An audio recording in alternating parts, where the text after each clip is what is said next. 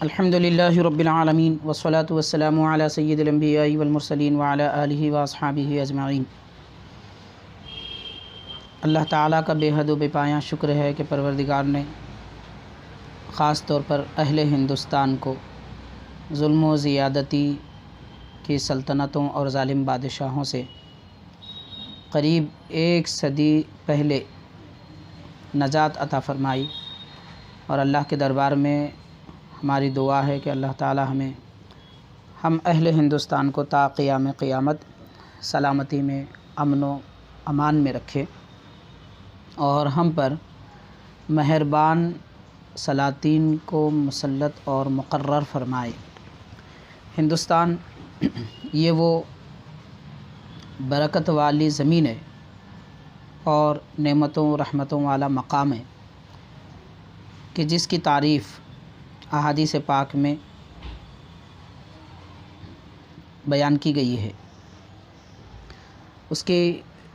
چند روایتیں ہم آپ کے گوشے گزار کریں گے۔ مصنف ابن عبدالرزاق کی روایت ہے، جلد 5 صفحہ 93 میں۔ حضرت قتادہ رضی اللہ تعالیٰ عنہ سے روایت ہے، آپ نے فرمایا اللہ تبارک و تعالیٰ نے حضرت آدم علیہ السلام کے ساتھ جب آپ کو زمین پر بھیجا تو کعبۃ اللہ کو بھی اتارا، یعنی حقیقت کعبہ اور اس کی نورانیت اور اس کی تعمیر کے خاص پتھر حضرت آدم علیہ السلام کے ساتھ میں اتارے گئے۔ اور اس میں یہ آتا ہے کہ حضرت آدم علیہ السلام کو اللہ تبارک و تعالیٰ نے ارض ہند یعنی ہندوستانی سرزمین پر اتارا۔ اس وقت آپ کا حال یہ تھا کہ آپ کا سر انور آسمان کے قریب تھا اور آپ کے قدم مبارک زمین پر رہتے تھے،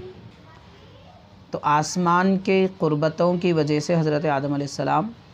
فرشتوں کی تسبیح کی آواز سنا کرتے تھے،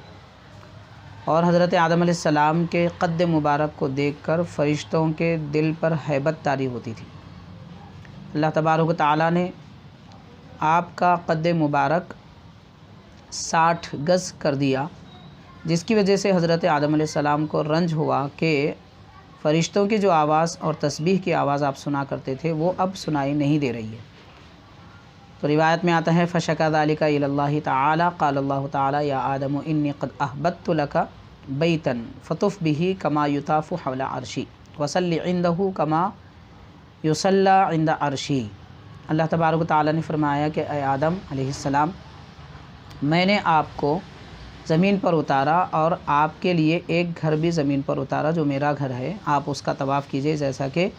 میرے عرش کا طواف کیا جاتا ہے، اور اس کعبے کے پاس آپ نماز پڑھیے، اس گھر کے پاس جیسا کہ میرے عرش کے پاس فرشتے نماز پڑھتے ہیں۔ تو حضرت آدم علیہ السلام پیدل کعبۃ اللہ کی طرف تشریف لے گئے،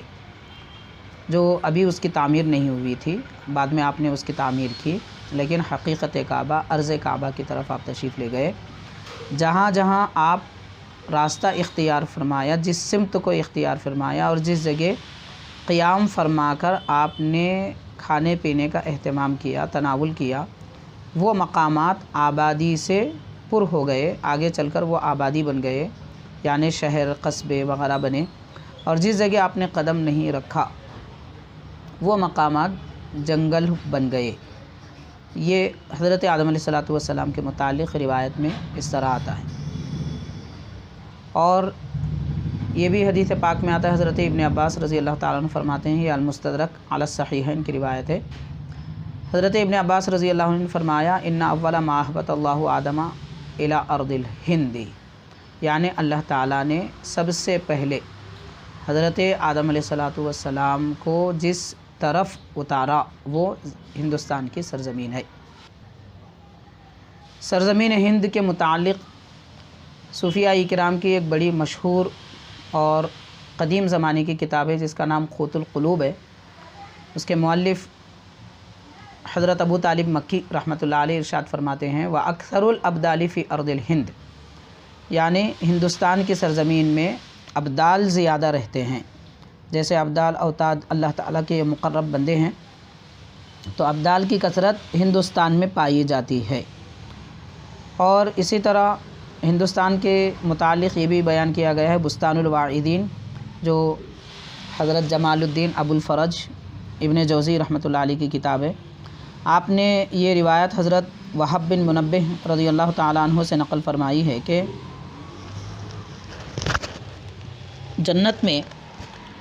جنت کے باغات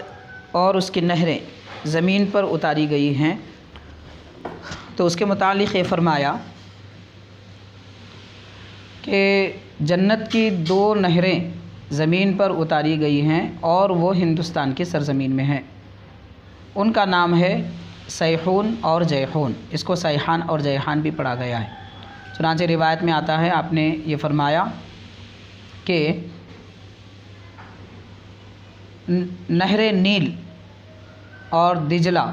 اور اسی طرح فرات یہ جنت کی نہریں ہیں۔ دراصل یہ جنت میں نیل کی جو نہر ہے وہ شہد کی نہر ہے، اور دجلہ کی جو نہر ہے جنت میں دودھ کی نہر ہے، اور فرات کی جو نہر ہے وہ جنت میں شراب یعنی جنتی بے نشہ شراب کی نہر ہے، اور سیحان پانی کی نہر ہے جنت میں، اور جیحان بھی۔ اور سیحان اور جیحان یہ دونوں نہریں ہندوستان کی سرزمین پر اتاری گئی ہیں۔ ہندوستان کے متعلق بعض دینی کتب میں جیسے نزہۃ المجالس ہے، اس میں ایک واقعہ یہ بھی ملتا ہے کہ حضرت سلیمان علیہ السلام کے پاس ملک الموت حضرت اسرائیل علیہ السلام آئے ہوئے تھے اور آپ سے ملاقات کرنا چاہ رہے تھے۔ تو آپ کی گفتگو ہو رہی تھی کہ اس درمیان میں حضرت سلیمان علیہ السلام کے دربار میں حضرت ملک الموت علیہ السلام نے ایک شخص کو دیکھا کہ وہ آپ کے یہاں پر دربار میں موجود ہے۔ تو کچھ دیر تک اسے آپ ٹکٹکی نظر ڈال کر دیکھتے رہے، اس کے اندر بے چینی کی کیفیت پیدا ہوئی۔ تو اس آدمی نے حضرت سلیمان علیہ السلام سے یہ کہا،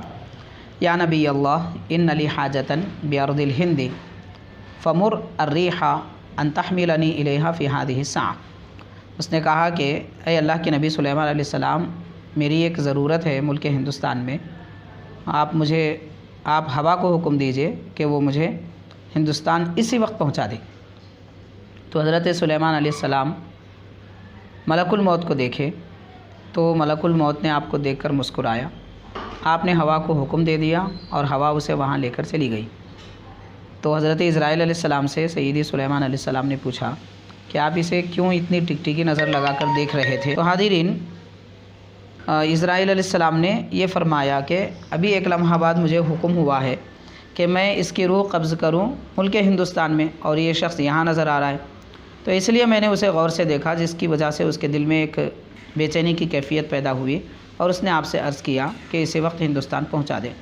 حضرت سلیمان علیہ السلام کا آپ کی حکومت اور آپ کا رعب ہواؤں پر چلتا تھا، آپ کا حکم ہوائیں مانتی تھی، اسی لیے آپ نے ہوا کو حکم فرمایا تو وہ ہندوستان پہنچا دیے۔ ایسی کئی ایک اور روایتیں اور فضیلتیں ملک ہندوستان کے متعلق ہمیں ملتی ہیں۔ ان کے علاوہ یہ بھی ذکر کیا جاتا ہے،